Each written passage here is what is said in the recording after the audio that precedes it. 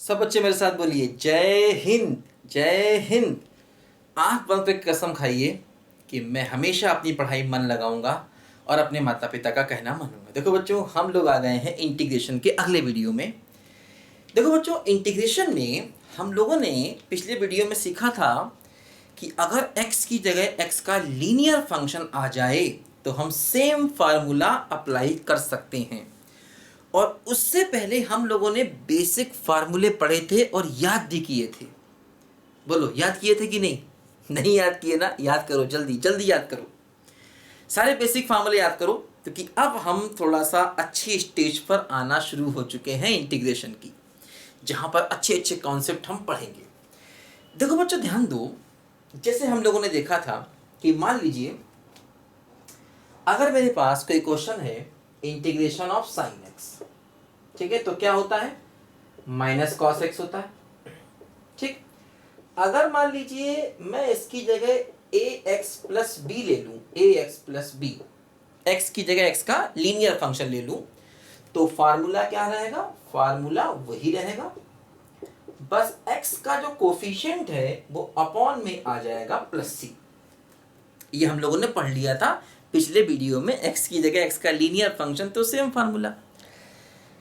अब देखो बच्चों, हम लोग आज नया क्या सीखेंगे, देखो ध्यान दो। जैसे कि मान लो अगर हमें ये क्वेश्चन करना है एक्स स्क्वायर साइन एक्स की पावर 3dx, ये क्वेश्चन करना है। देखो अब इसमें x की जगह x का लीनियर फंक्शन नहीं है, कुछ और है, कुछ भी हो सकता है। एक्स स्क्वायर हो सकता है, एक्स क्यूब हो सकता है, लॉग एक्स हो सकता है, टेन एक्स हो सकता है, कॉस एक्स हो सकता है, मतलब एक्स की जगह कुछ भी हो सकता है। लेकिन ध्यान देना, जैसे साइन एक्स, तो साइन एक्स की जगह एक्स क्यूब है, लेकिन जो एक्स क्यूब है, आप सोचो इस एक्स क्यूब का डिफरेंशिएशन क्या होता है? 3x square.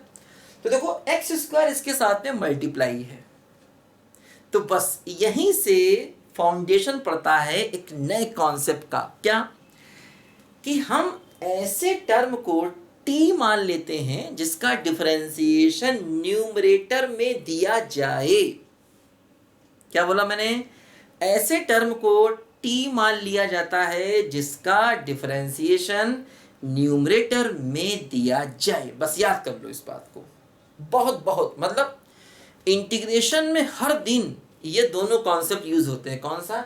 x की जगह x का लीनियर फंक्शन, और हाँ, उस टर्म को t माना जाए जिसका डिफरेंशिएशन न्यूमरेटर में है। जैसे एक्स क्यूब का डिफरेंशिएशन 3x स्क्वायर होता है, 3 नहीं है लेकिन एक्स स्क्वायर तो है। कांस्टेंट की परवाह नहीं करेंगे, है ना, उस टर्म को t मानेंगे जिसका डिफरेंशिएशन न्यूमरेटर, ध्यान रखना, न्यूमरेटर में दिया जाए। और हाँ, कांस्टेंट की परवाह नहीं करेंगे। लिख लो इस बात को, हिंदी में लिख लो, अंग्रेजी में लिख लो, जिसमें चाहे उसमें लिख लो, कि उस टर्म को t मान लेना है जिसका डिफरेंशिएशन न्यूमरेटर में दिया जाए। देखो ध्यान दो, और कांस्टेंट की परवाह नहीं करेंगे। जैसे एक्स क्यूब का डिफरेंशिएशन 3x स्क्वायर है, तो 3 की चिंता नहीं करेंगे, एक्स स्क्वायर है ना, बस यही सफिशिएंट है। देखो ध्यान दो, जैसे एक्स क्यूब को अगर हम t मान लें, t मान लिया, दोनों तरफ डिफरेंशिएट करें, डिफरेंशिएट करें विद रिस्पेक्ट टू x। देखो क्या होगा? 3x स्क्वायर बराबर dt बाई dx, दोनों तरफ हमने x के रिस्पेक्ट में डिफरेंशिएट किया। अब देखो यहां से dx की वैल्यू ये उठाई और इसमें हमने रख दी, तो क्या हुआ? देखो एक्स स्क्वायर, और देखो एक्स क्यूब की जगह t आ गया, एक्स क्यूब की जगह t आ गया, और dx की देखो ये वैल्यू क्या हो गई? dt बाई 3x स्क्वायर हो गया। अब देखो यहां से एक्स स्क्वायर कैंसिल हो गया, क्या हो गया? 1/3 बचा। 1/3 को बाहर ला सकते, कांस्टेंट है ना, इसीलिए बाहर ला सकते। Integral sine T D T, और साइन टी का इंटीग्रेशन कितना होता है बोलो? माइनस का कॉस टी, और टी की वैल्यू वापस रख दो, तो क्या हो गया? 1/3 cos of X cube plus C. तो ये हमारे क्वेश्चन का देखो यहां पर फाइनल आंसर आ गया। बस समझे? तो उस टर्म को टी मानना जिसका डिफरेंशिएशन न्यूमरेटर में दिया जाता है। तो ध्यान दो, हमने इस सवाल में एक बहुत बड़ी गलती की है, बहुत बड़ी। देखो ध्यान दो, होता क्या है, जब हम dt बाई डी एक्स लिखते हैं, जैसे कि मान लो जब हम लिखते हैं dy by D X of Y, सही टर्म ये है, देखो dy by D X of Y ये सही टर्म है, लेकिन हम इसको शॉर्ट में क्या लिखते हैं, हम इसको शॉर्ट में लिखते हैं dy बाई डी एक्स। तो इसका मतलब ये नहीं है कि तुम dy को dx से डिवाइड कर रहे हो, इसका मतलब ये बिल्कुल नहीं है। मतलब तुम dy बाई डी एक्स को अलग अलग नहीं लिख सकते। देखो वैसे तो लिखना ये चाहिए, सही तरीका लिखने का ये है, लेकिन चलो ये भी लिख दिया मान लिया, लेकिन इसका मतलब ये तो बिल्कुल नहीं है। देखो जैसे हमने वही किया, हमने dt और dx को अलग अलग कर दिया, जो गलत है। लेकिन ध्यान रखना, हम ही नहीं, हर किताब पूरी दुनिया यही गलती करती है, और इस गलती को करके एक्चुअली क्या होता है, सवाल का आंसर सही आता है। इसलिए हम ये गलती लगातार करते रहते हैं। मतलब ये गलती नहीं मानी जाती, मतलब तुम एग्जाम में भी इसको करोगे ना तो कोई गलती नहीं मानेगा, कोई ये नहीं कहेगा तुमने गलत किया, सब वाह क्या सवाल किया, मजा आ गया, क्या बिंदास कॉन्सेप्ट लगाया, मजा आ गया। लेकिन एक्चुअली ये गलत है, ये करना गलत है। dx और dt को अलग अलग आप नहीं कर सकते, लेकिन हम करते हैं। और यही नहीं, मैथ्स में बहुत जगह करते हैं। आगे पढ़ोगे डिफरेंशियल इक्वेशन, वहां भी तुम करते हो, खूब जम के करते हो, और कोई गलत नहीं मानता, सब सही मानते, अप्रिशिएट करते हैं, तारीफ करते हैं, वाह क्या कॉन्सेप्ट है। अब समस्या ये उठती है कि अगर हम ये गलती ना करें तब भी सवाल को सही तरीके से कर सकते हैं, लेकिन उससे क्या होता है, 3-4 स्टेप बढ़ जाते हैं हमारे। तो सही तरीके से कैसे करते हैं ये मैं तुम्हें नेक्स्ट वीडियो में बताऊंगा, कि अगर हम इस गलती को ना करें तो सही तरीके से सवाल को कैसे करें। तो ये भी मैं तुम्हें अगले वीडियो में समझाऊंगा। फिलहाल अभी हम इस गलती को कंटिन्यू करते हैं और आगे भी करेंगे। हर सवाल हर जगह इंडेफिनिट में हम ये गलती करेंगे, हर बार करेंगे और करते रहेंगे। इस गलती को कोई गलती नहीं मानेगा, क्योंकि ये गलती हर किताब हर जगह की गई, हर आदमी करता है। लेकिन तुम्हें मालूम होना चाहिए कि ये गलती है और इसको सही तरीके से करना चाहे तो कर सकते हैं। मैं तुम्हें अगले वीडियो में बताऊंगा कि इसको सही तरीके से कैसे करते हैं। फिलहाल हम ये गलती करते रहेंगे और सवाल को ऐसे सॉल्व करते रहेंगे। देखो ध्यान दो, तो क्या सीखा हम लोगों ने कि उस टर्म को t माने जिसका डिफरेंशिएशन न्यूमरेटर में दिया जाए। ध्यान रखना न्यूमरेटर में, तो अपने आप ही देखो जो एक्स्ट्रा एक्स स्क्वायर कट जाता है और पूरा का पूरा क्वेश्चन t में चेंज हो गया। t फंक्शन आ गया और dt आ गया, और साइन t का इंटीग्रेशन हम जानते हैं माइनस कॉस t होता है, और 1/3 बाहर है, और t की वैल्यू वापस रख दी कितनी, x3। सवाल का आंसर आ गया। बात समझे? देखो ध्यान दो, यही कॉन्सेप्ट इसमें भी लगता है कि अगर x की जगह x का लीनियर फंक्शन आया तो सेम फार्मूला क्यों काम करता है, और ये x का कोफिशिएंट नीचे क्यों आता, उसकी वजह भी यही है t मानने वाली। और इस t मानने को हम कहते हैं बेटा मेथड ऑफ सब्स्टिट्यूशन। ठीक है, इसको हम कहते हैं मेथड ऑफ सब्स्टिट्यूशन, बहुत इंपॉर्टेंट है। अब देखो यहां तो t माने बिना ये सवाल होगा नहीं, लेकिन इसमें हम बार बार t मान के समय खराब नहीं करते, इसको डायरेक्ट ही करते हैं। अगर x की जगह x का लीनियर फंक्शन है तो डायरेक्ट फार्मूले को मार देना है, ठीक है, लगा देना है उसको, और x का कोफिशिएंट जो है वो नीचे आ जाएगा। देखो इसको भी समझने आखिर ये कैसे होता है, देखो समझो, लिखो जरा ध्यान से इसको।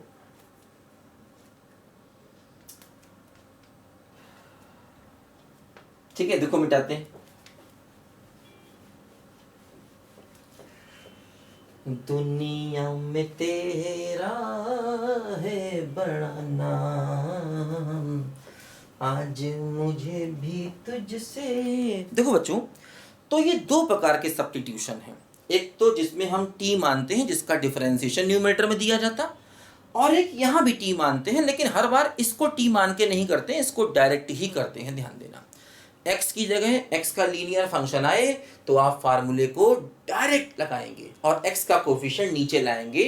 अब देखो क्यों ऐसा करते हैं बता दूं। जैसे कि मान लो ये इंटीग्रेशन करना हमको, sine of ax plus B D X है बेटा, तो क्या करें, ax प्लस बी को t मान लें, दोनों तरफ डिफरेंशिएट करें तो क्या होगा, a x का 1, b का 0 और t का क्या हो गया dt बाई डी एक्स।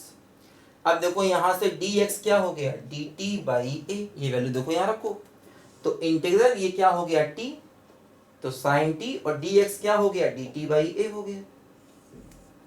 बस समझे। अब देखो 1 बाई ए बाहर आ गया, तो इंटीग्रल ये हो गया साइन टी डी टी। अब साइन टी का इंटीग्रेशन क्या हो गया बोलो, माइनस ऑफ कॉस टी और प्लस सी, और देखो टी की वैल्यू वापस लिख दो, तो minus of cos A X plus B by A plus C. देखो फिर हमने वही गलती करी, डी एक्स डी टी को अलग अलग कर दिया। कोई बात नहीं, ये गलती करेंगे, ये गलती पॉजिटिव मिस्टेक है, पॉजिटिव, बहुत ही होनहार गलती है ये, हर आदमी करता है ये, इसलिए हम भी करेंगे। ठीक है, सही कैसे करेंगे अगले वीडियो में बताऊंगा मैं आपको। देखो ध्यान दो, अब देखो इसका इंटीग्रेशन ये यहां पर आ गया, और ये वाला हम हर बार टी मान के करेंगे तो समय खराब होगा, इसको डायरेक्ट ही करेंगे।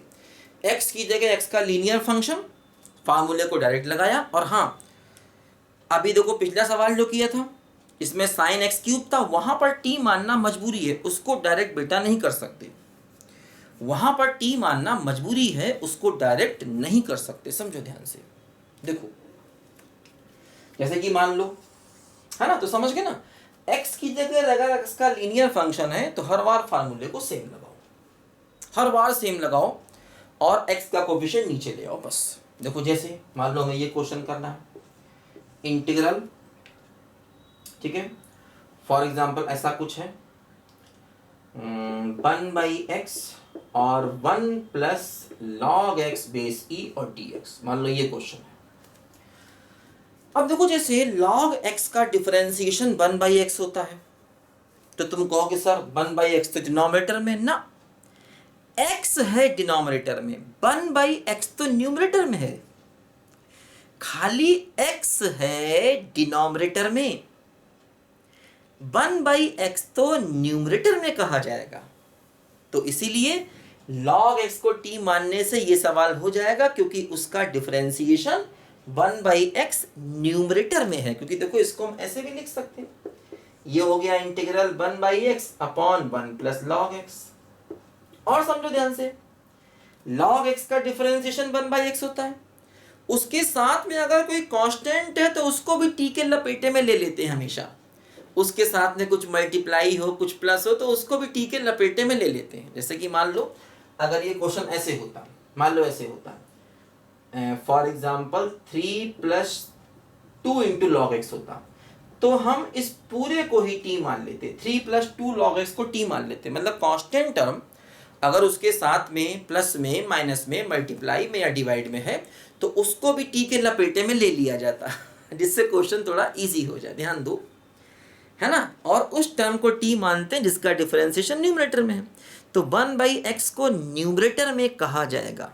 तो देखो ध्यान दो, क्या हुआ, 3 प्लस 2 लॉग एक्स बेस ई को t माना, डिफरेंशिएट किया, 3 का हो गया 0, 2 कांस्टेंट लॉग एक्स का क्या हो गया 1 बाई एक्स, डी एक्स बराबर डी टी। अब देखो कुछ लोग क्या करते हैं कि इसकी वैल्यू डायरेक्ट लिख देते हैं 1 बाई एक्स डी एक्स, है ना, मतलब इसकी देखो वैल्यू डायरेक्ट यहां से लिख सकते हैं, तो 1 बाई एक्स डी एक्स क्या हो गया डी टी बाई 2।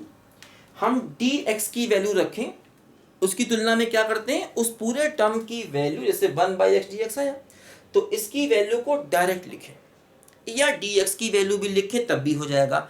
dx की वैल्यू लिखेंगे तो x से x कैंसिल हो जाएगा, कोई फर्क नहीं पड़ने वाला। ठीक है, ज़्यादा अच्छा होता है कि डायरेक्ट वैल्यू लिख दी जाए। देखो ध्यान दो, क्या हुआ क्वेश्चन, ये क्वेश्चन हो गया इंटीग्रल, देखो इस पूरे को t माना है तो 1 बाई टी, और देखो ये 1 बाई एक्स डी एक्स क्या हो गया, ये हो गया डी टी बाई 2, है ना, देखो ये 1 बाई एक्स डी एक्स क्या हो गया, ये हो गया डी टी बाई 2।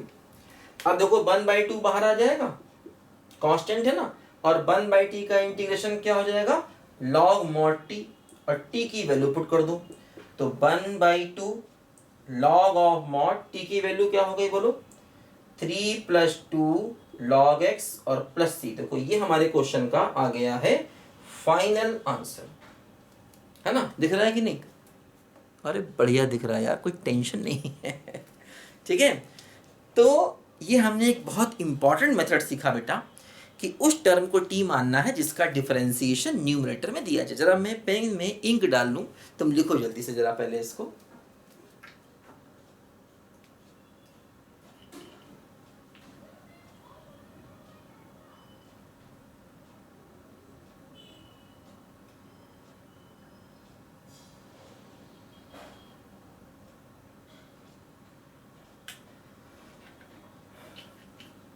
हो बड़ी देर भई नंदलाला, तेरी राह तके ब्रिज बाला, ग्वाल बाल एक एक से पूछे, कहाँ है मुरली बाला। हो बड़ी देर भई नंदलाला, तेरी राह तके ब्रिज बाला।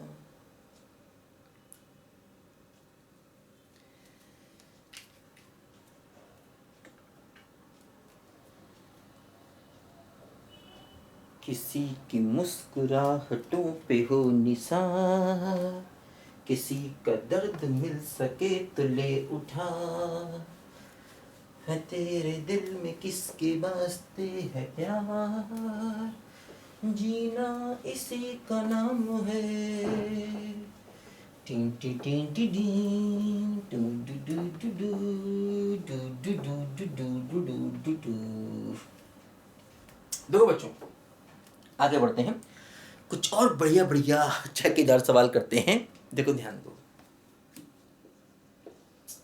मान लीजिए क्वेश्चन है क्या, e की पावर x अपॉन 3 + 4 e की पावर x dx। ये सवाल अपने पास है, कोई टेंशन नहीं लेना।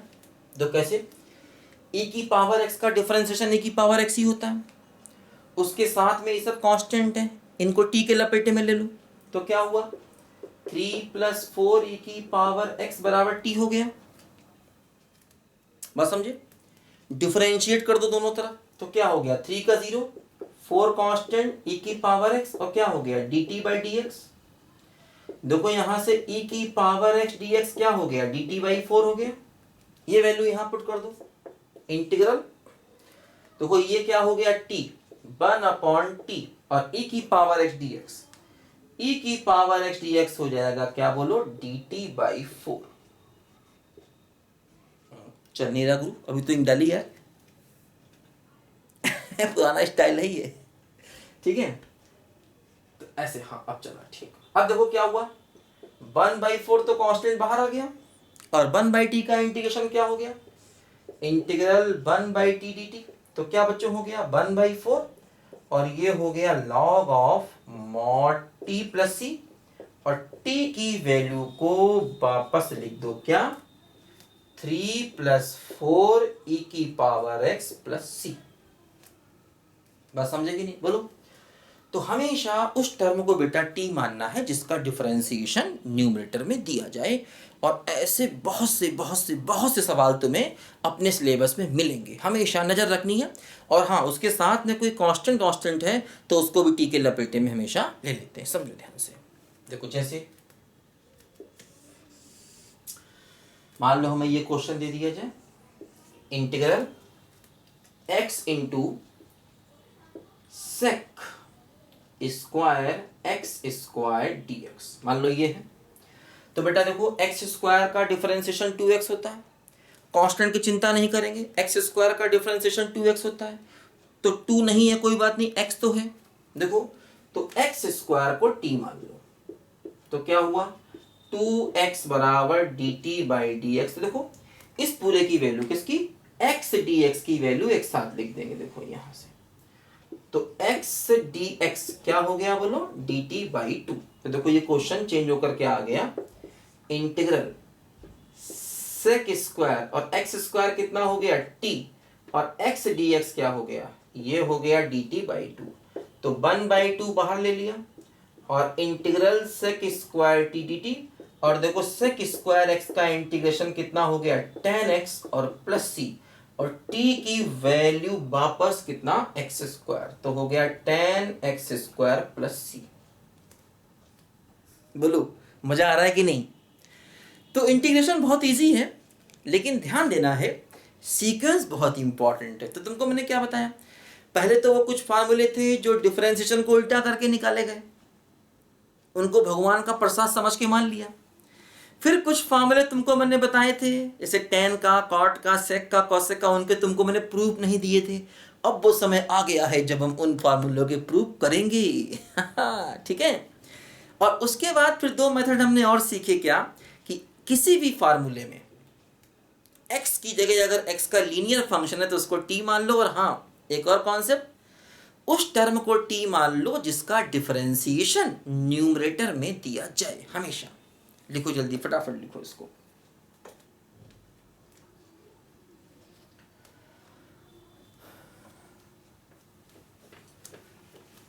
अरे रे मेरी जान है राधा, तेरे पे कुर्बान मैं राधा, रह ना सकूंगा तुझसे दूर मैं। जब भी तू सीता बने राम बनूंगा, जब भी तू राधा बने श्याम बनूंगा, तेरे बिना आधा सुबह शाम बनूंगा, आसमां से राधा राधा राम जपूंगा। अरे रे मेरी जान है राधा, तेरे पे कुर्बान मैं राधा, रह ना सकूंगा। अच्छा बच्चों देखो, एक इंपॉर्टेंट बात और समझ लो बच्चे। जैसे क्या होता है, अगर दो फंक्शन प्लस में या माइनस में हैं, दो फंक्शन मान लीजिए प्लस में या माइनस में हैं, तो उनका इंटीग्रेशन अलग अलग करेंगे। जैसे डिफरेंशिएशन में भी यही कॉन्सेप्ट था। ठीक है, उनका इंटीग्रेशन अलग अलग करेंगे और मस्त रहेंगे। ठीक है, डिफरेंशिएशन में भी बिल्कुल यही काम करते थे। ठीक है। अच्छा अब देखो, जैसे अगर मान लो कांस्टेंट है और साथ में फंक्शन है, तो कांस्टेंट बाहर आएगा और फंक्शन का इंटीग्रेशन होगा। डिफरेंशिएशन में भी ऐसा करते थे। अच्छा अब एक और इंपॉर्टेंट बात, जैसे कि अगर मान लो खाली 1 हमारे पास है, तो 1 को लिख सकते हैं x की पावर 0। अब x की पावर n का लगाओ फार्मूला, तो क्या होगा, x की power n plus 1 upon n plus 1, तो x की पावर 1 अपॉन 1 यानी कि x आ गया। तो इसका मतलब 1 का इंटीग्रेशन x हो गया। जैसे कि मान लो अगर मेरे पास कोई भी 2 है, 2, तो 2 को बाहर ले लेंगे तो 1 बचेगा, और 1 का इंटीग्रेशन क्या है, x, तो ये हो जाएगा 2x। जैसे कि मान लो अपने पास 3 है, तो 3 का इंटीग्रेशन क्या हो जाएगा, 3x। और हाँ प्लस c सब में रहेगा बेटा, मैं बार बार लिख नहीं रहा हूँ, प्लस c सब में रहेगा, ध्यान रखना। ठीक है, प्लस c सब में। तो किसी भी कांस्टेंट का इंटीग्रेशन होता है कांस्टेंट इंटू x। जबकि आपने पढ़ा होगा, पढ़ा था मतलब कि कांस्टेंट का डिफरेंशिएशन 0 होता है। समझो कि फंक्शन के साथ में कांस्टेंट है तो कांस्टेंट बाहर आएगा और इंटीग्रेशन फंक्शन का हो जाएगा। क्या हो गया मार्कर को भाई साहब, चल कहे नहीं रहा है ये, क्या हो गया इसको। ठीक है, तो अगर कांस्टेंट के साथ में फंक्शन है तो कांस्टेंट बाहर आएगा, इंटीग्रेशन फंक्शन का होगा। लेकिन अगर अकेला कांस्टेंट है, जैसे कि मान लो अकेला इंटीग्रेशन k है, ठीक है, मान लो अकेला कांस्टेंट है k, तो कांस्टेंट का इंटीग्रेशन होगा कांस्टेंट इंटू x, जबकि कांस्टेंट का डिफरेंशिएशन 0 होता था। ये बात ध्यान दो, कांस्टेंट का डिफरेंशिएशन 0, लेकिन कांस्टेंट का इंटीग्रेशन कांस्टेंट इंटू x। एक बात और ध्यान दो, जैसे मान लो 0 ही हो अगर, तो 0 का जो इंटीग्रेशन होगा वो होगा 0 प्लस c, मतलब c, यानी 0 का इंटीग्रेशन कांस्टेंट। आप समझो, क्योंकि कांस्टेंट का डिफरेंशिएशन 0, इसलिए 0 का इंटीग्रेशन कांस्टेंट, क्योंकि इंटीग्रेशन और डिफरेंशिएशन एक दूसरे की कन्वर्स प्रोसेस है। बोलो सीखा था ना हमने, मैंने क्या बताया था कि इंटीग्रेशन डिफरेंशिएशन की कन्वर्स प्रोसेस है, तो डिफरेंशिएशन भी तो इंटीग्रेशन की कन्वर्स प्रोसेस हो गया ना। दोनों ही एक दूसरे की कन्वर्स प्रोसेस हैं, ऐसा कह सकते हैं। तो चूंकि कांस्टेंट का डिफरेंशिएशन 0 होता है, इसलिए 0 का इंटीग्रेशन कांस्टेंट हो गया। ध्यान रखना, बहुत इंपॉर्टेंट। 0 का इनडेफिनिट इंटीग्रेशन कांस्टेंट होता है, लेकिन हाँ आगे चल के पढ़ेंगे कि 0 का डेफिनिट इंटीग्रेशन 0 ही होता है।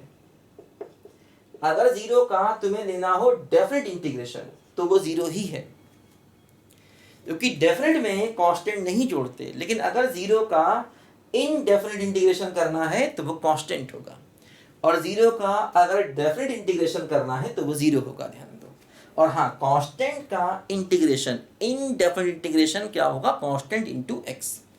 जैसे खाली 3 है तो 3 इंटू एक्स, और प्लस सी तो खैर सब में आता ही है। तो ये बातें कुछ बेसिक हैं, इनको हमेशा दिमाग में रखो। और हर जगह डिफरेंशिएशन और इंटीग्रेशन में कंपैरिजन करो, तुलना करो, तुलना, उनमें अंतर या समानता है जो भी है, उसमें सिमिलरिटीज और डिसिमिलरिटीज जो भी है उनको हमेशा ध्यान रखो। लिखो फटाफट जल्दी बेटा इसको।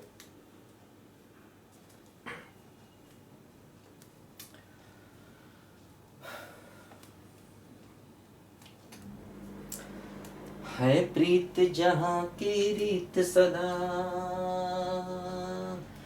हो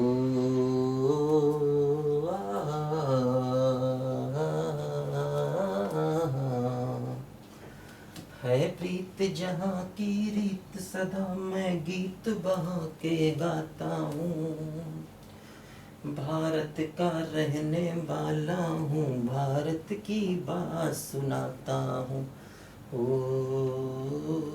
देखो ध्यान दो बच्चों, जैसे कि मान लो ये क्वेश्चन अपने पास है। अब देखो इसमें कॉस का डिफरेंशिएशन होता है माइनस साइन, तो कोई बात नहीं, साइन न्यूमरेटर में है तो हम कॉस को टी मान लेंगे, माइनस प्लस की चिंता नहीं करते, कांस्टेंट की चिंता नहीं करते।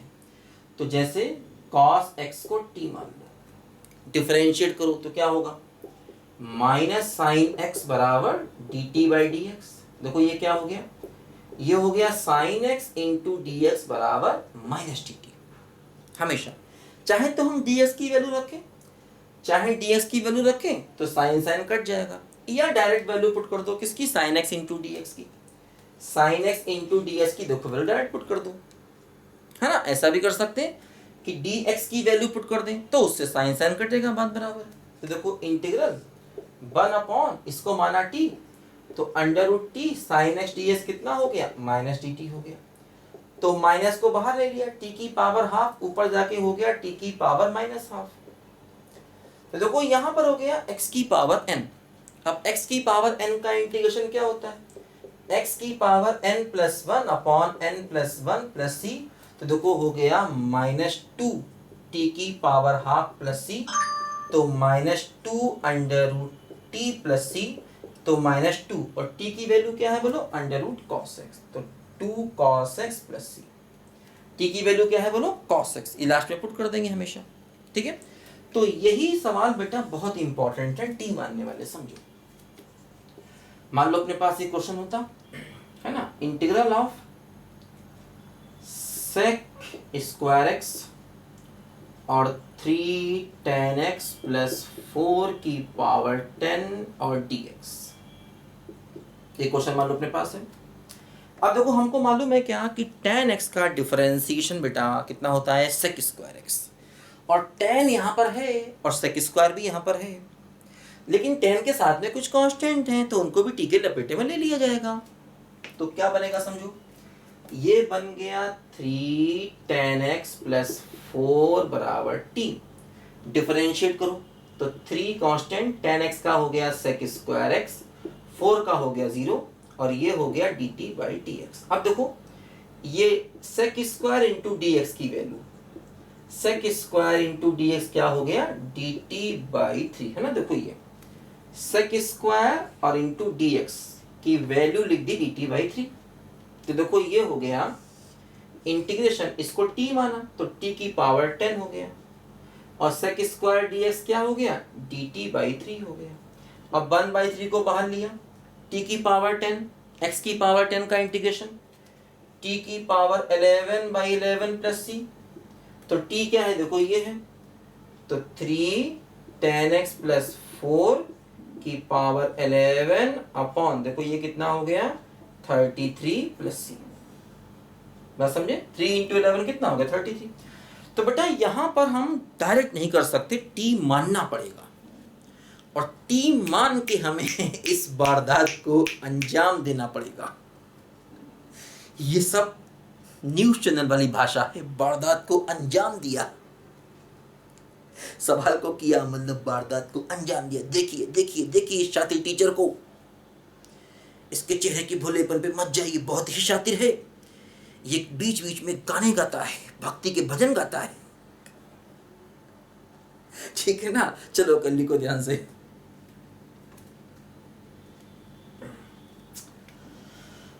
हाँ, बहुत गर्मी बेटा, बहुत, इट्स टू हॉट। आपने जी बोल दी ना।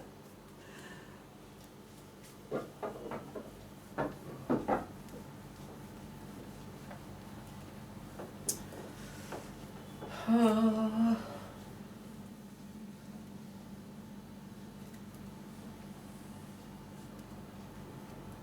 देखो अभी जरा हम लोग थोड़ा क्वेश्चन पे हाथ साफ कर रहे हैं। ठीक है बेटा, क्वेश्चन पे हाथ साफ करना बहुत जरूरी है कि किस किस टाइप के सवाल हमारी लाइफ में हमको आकर के परेशान करेंगे। ठीक है, ये सब करना बहुत जरूरी बेटा। ये सब बड़े इंपॉर्टेंट सवाल हैं तुम जो कर रहे हो इस समय। देखो ध्यान दो, मान लीजिए हमें ये क्वेश्चन करना है बच्चों, और ये क्वेश्चन हमारे पास है कि cos x, ठीक है, ब्रैकेट में 1 प्लस साइन की पावर 3x और dx, मान लीजिए क्वेश्चन हमें करना है। ठीक है, अब देखो बच्चों, साइन x का डिफरेंशिएशन क्या होता है, cos x, तो साइन x को t मानेंगे, साइन की पावर 3 को नहीं, क्योंकि साइन की पावर 3 का डिफरेंशिएशन फिर तो 3 sine square x into cos x हो जाएगा। साइन x को t मानेंगे, समझो, साइन क्यूब x को नहीं, केवल साइन x को, तो साइन x को t मानेंगे। अब देखो साथ में जो इसके कांस्टेंट हैं वो रहेंगे। साइन को t माना, डिफरेंशिएट किया तो क्या हो गया, cos x बराबर dt बाई dx। तो देखो क्या हुआ, cos x इंटू dx बराबर dt।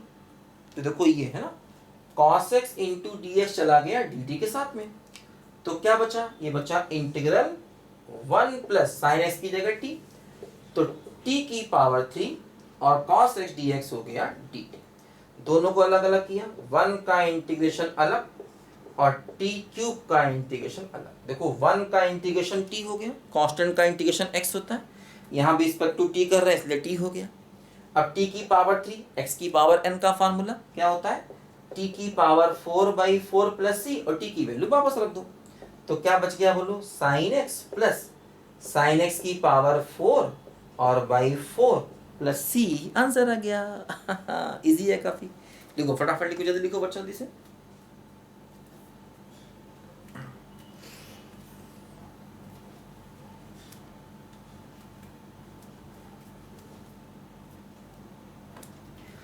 सत्यम शिवम सुंदरम, हो सत्यम शिवम सुंदरम, सत्यम शिवम सुंदरम, हाँ सत्यम शिवम सुंदरम।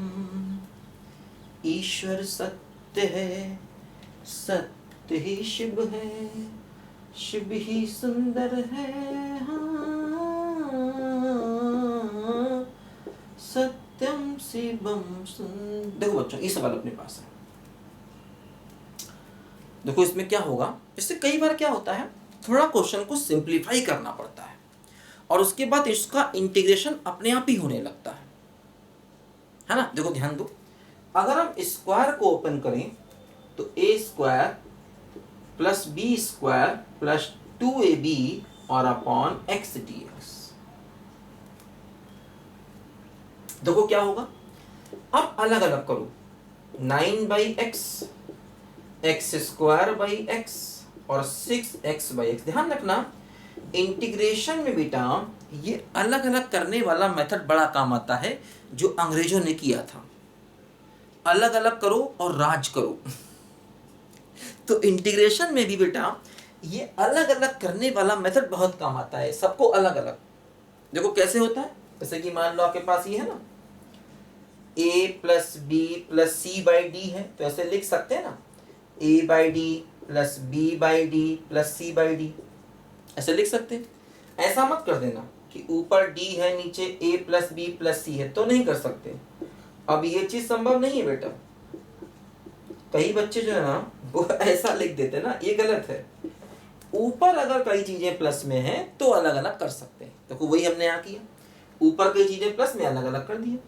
अब सबका इंटीग्रेशन देखो अलग अलग कर दो, देखो कैसे क्या होगा समझो। देखो ये क्या हो गया, ये 9/x हो गया ना, तो 9 कांस्टेंट, 1 का इंटीग्रेशन अलग हो जाएगा। कई चीजें प्लस में है ना, कई चीजें अगर प्लस माइनस में हैं तो सबके इंटीग्रेशन अलग अलग करते हैं। देखो ये एक्स स्क्वायर बाई एक्स है तो खाली एक्स बचेगा, यहां पर देखो एक्स कट गया तो खाली 6 बचा। अब देखो 1 बाई एक्स का इंटीग्रेशन बेटा सब फार्मूले याद रखो, सब फार्मूले याद रखो जल्दी जल्दी। मैंने बताया था लॉग एक्स का डिफरेंशिएशन 1 बाई एक्स, इसलिए 1 बाई एक्स का इंटीग्रेशन क्या हो गया, लॉग मॉड एक्स। एक्स का एक्स की पावर 1 हो गया, तो एक्स की पावर n का कितना होता है, एक्स की power n plus 1 upon n plus 1। खाली कांस्टेंट है तो कांस्टेंट इंटू एक्स, खाली कांस्टेंट का क्या होता है, कांस्टेंट इंटू एक्स, और प्लस सी हमेशा साथ में। तो बेटा ये अलग अलग करने वाला जो मेथड है ना, अंग्रेजों की राजनीति, अलग अलग करो राज्य करो, आज भी कई जगह यही चल रहा है। पॉलिटिशियन जो पॉलिटिकल पार्टीज होती हैं वो यही करती हैं, अलग अलग करो, उनको धर्म के नाम पे तोड़ो, उनको जातियों के नाम पे तोड़ो और राज करो, यही हो रहा है। ठीक है ना, कुछ नया नहीं हो रहा, इंटीग्रेशन भी उन्हीं को फॉलो करता है। ठीक है,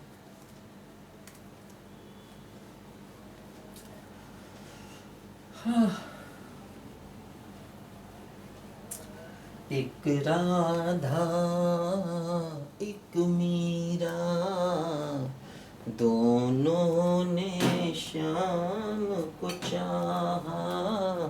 थोड़ा पानी पी लिया जाए यार, तुम भी थोड़ा पानी वानी पी लो भाई।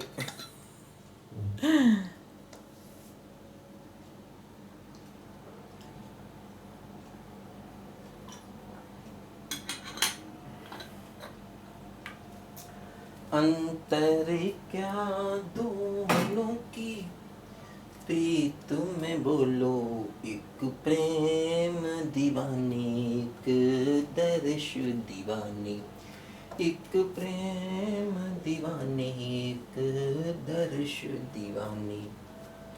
ठीक है बच्चों, देखो ध्यान दो, मान लो ये क्वेश्चन अपने पास है, integration x under root 1 plus 3x square dx। ठीक है, ऐसा क्वेश्चन अपने पास। तो क्या होगा बेटा, x स्क्वायर का डिफरेंशिएशन क्या होता है, 2x, तो यहाँ पर देखो x है और साथ में x स्क्वायर है, साथ में कांस्टेंट है, तो पूरे को t के लपेटे में ले लो। तो 1 प्लस 3x स्क्वायर को मान लिया t, डिफरेंशिएट कर दो। 1 का कितना हो गया 0, 3x स्क्वायर, तो 3 कांस्टेंट, x स्क्वायर का 2x, और t का क्या हो गया dt बाई dx। अब देखो हम चाहें तो dx की वैल्यू पुट कर दें, चलो ds ही कर लेते हैं। तो ds की वैल्यू देखो क्या हो गई, dx हो गया dt बाई 6x।